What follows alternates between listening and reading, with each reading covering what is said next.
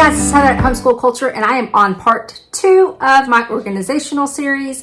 And today I'm going to show you how I organize all my kiddos' work and supplies, etc.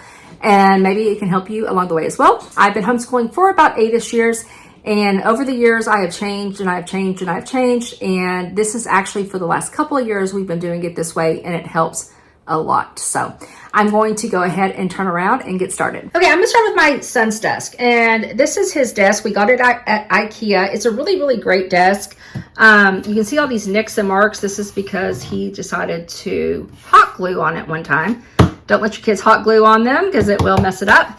But besides that, it's a hardy desk, and I really like this system right here of drawers. And so how I set up this school year is we have work in here, workbooks, and then we also have work in the drawers because my curriculum hall, we have a lot of material. And so I'll just start at the top. So the top one I give to him. This is, again, the most organized it will ever be, but he is trying really hard to keep it organized. And so this is just his pencils and just all the different little things that he has for his desk. And so we keep that in here. So this next drawer just holds some of his curriculum. Most of them hold the curriculum. So we just happen to put anything that's a thicker book like this in here. So this is his history, his geography, his math that we're finishing up, multiplication this year. This next one is all of his science. So this is like all the bird stuff that we're going to be doing. And so whenever I do science, I tend to have a whole lot of books.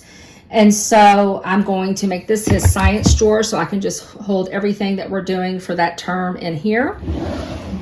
Okay, the last drawer with curriculum is all of his novels. And then, like, we love these Mad Libs. And so I used to kind of keep them up top, but they got in the way, so I decided to keep them here. And then his different ELAs that he will be doing throughout the year. So that is there. And then this last one is two things. It is his collection of art that I'm actually going to buy. I think I showed y'all that clear box right there. I'm hoping it fits in here. If not, I'm going to look for a different box, but I'm going to have a box for him to keep all of his artwork in. I did this one year, but he just doesn't have a patience to do it. So I'm going to get some type of box to put it in because he gets testy if I try to, get rid of anything. And then I have our boards that we use throughout the year. And then also, we don't use these all the time, but whenever we were building words for All About Reading, we did. So for All About Spelling, we probably won't use them all the time, but we do some, or sometimes we use other resources as well. Up top is where most of his stuff is. And so we always have a book here of some sort. So like right now we're reading the Jungle Book, so that goes there. He has his multiplication poppet. I love these. These are just magazine holders. And this is the saving grace because, as you can see, we have a lot. The first one is going to be things that we do almost daily, or when we get to this stuff right here, it's stuff that he does, these things right here, once a week. But this is like all of our ELA. The phonics should fit in there, or should go into that as well, but they don't fit. These are like our math books. This is a math workbook that sometimes I have him add things to. These are some spiral books that he can use. And then these are more like his drawing books. There's an art one in there, some outdoor science labs, things like that we don't necessarily get to even weekly, but I go ahead and keep that in there. And so this right here helps me. First off, it helps me see these things so I don't forget about them, because I do want him to do art. I do want him to go outside and do labs and things like that. But it helps me get to the stuff easily. So this is how I do it. I will, at the beginning of the day, I will go in and I will get out his math sheet. So let's say I was doing this math sheet. I would pull this out and I would put it to the side. And then I would start building a stack of all the stuff that we had to do. Because again, we don't do all of it, but we do a lot of it. And then anything else, but I build a stack. So I have everything right here, and I build a stack of everything that we need to do that day. And again, I know this looks like a lot, but it really goes by quick because we usually get done in less than 2 hours. It's usually spread out over 3 or 4 hours because we take frequent breaks. But the work itself doesn't take very long. And so, and sometimes I will layer it the way I want to do it for the day. But this is what works for me. So I keep his bigger items, like I said, and here. The workbook type stuff I'll keep in here. And then I come and I stack it all up at the beginning of the morning. And then that way I know what we need. One thing I'm introducing is his binder this year, and I'll get to that in the next video on how I plan on him utilizing the binder. So for my daughter, I use this cart, and it slides right in here and it fits perfect. And it is all of her schoolwork that she does that's not the online. She has a laptop that she does online work, although the laptop is on its last leg. So she might just have to do her schoolwork here at this computer. And then down below here is for me. And so this is her American history instructor's guide that she's doing. This is his easy grammar that I have to go through. These are just different things that I will use. Like this is all of her Algebra 2. This is the answer key for her Bible study. Right here is a great resource that we use for narration. It's Teaching the Classics. And at the back of it, there are great like questions for narration and just for discussion. So we use that. So we've gotten these history by mail. And so these are things that I keep in here as well. And when it's relevant to the time period she's reading about, we'll go through that. Or we'll open them as well whenever we get them, and then we will keep them so that she can revisit it whenever it's going through a time period that is relevant to the letter. So I keep those in there. And in the bottom are just extras. So extra spirals and just things like that that we can get to easily if she says, hey, Mom, I need a spiral for math or whatever.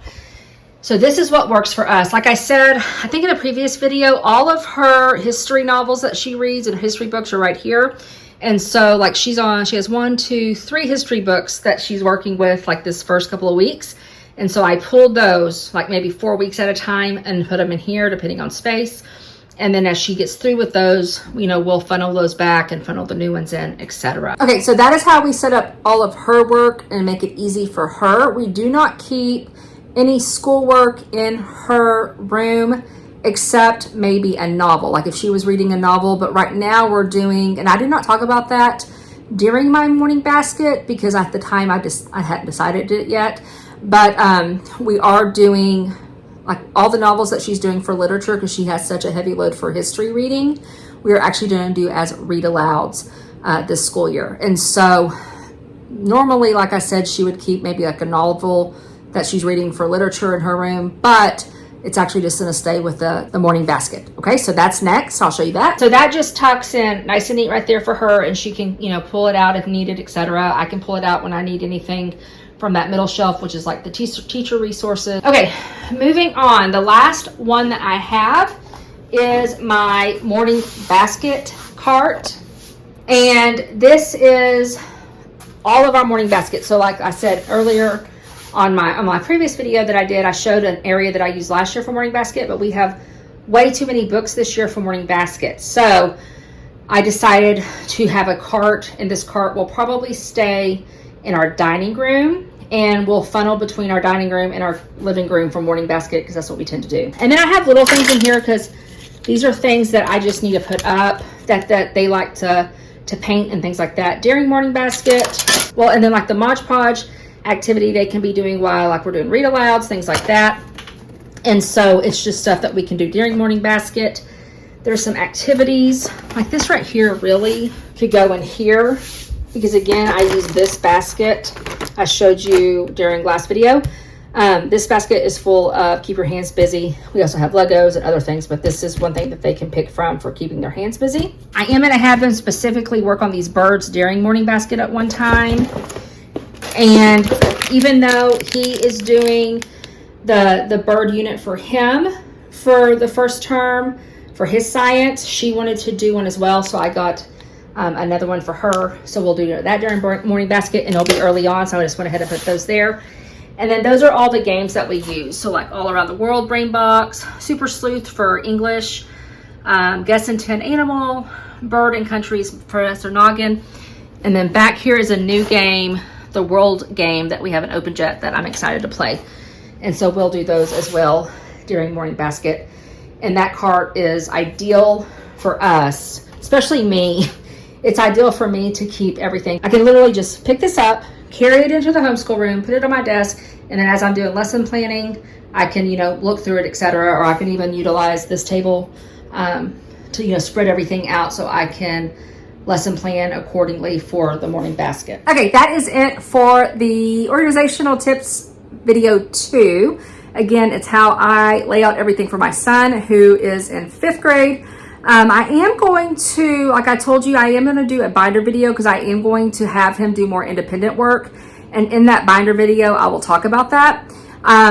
But I love the cart system for my daughter. She doesn't want to keep all of that stuff in her room, which I don't blame her, even though she does utilize her desk in her room for most of her schoolwork. And so it just works best for her to have the cart in here. And like I said, it fits like perfect in that little nook right there. Okay, I hope you have a super blessed day and a blessed week, and I'll talk to you soon. Part 3 will be out right after this. Even though I'm videoing them all today, I'll probably just put out one a week, or maybe I'll do a couple this week and one the week I'm out of town. I don't know. I'll figure it out. But let me know, is there anything else that you want that maybe I'm not going over for organization? I'm doing room tour, how I set up my kids' desk area. I'm going to do binders in a minute. But if there's anything else that regards organization that I did not go over that you want videos on, put that down below and I'll definitely do a video for you on that. Okay, I hope you have a super blessed day and a blessed week, and I'll talk to you soon. Bye-bye.